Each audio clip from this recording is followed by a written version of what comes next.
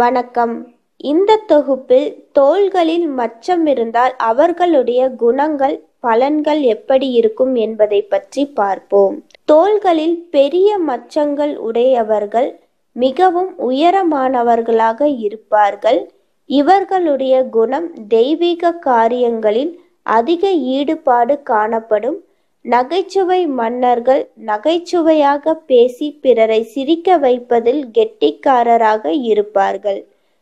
அது மட்டும் இல்லாமல் மிகுந்த சிந்தனையாளர்களாகவும் பிடிவாத குணமுடையவர்களாகவும் இருப்பார்கள்.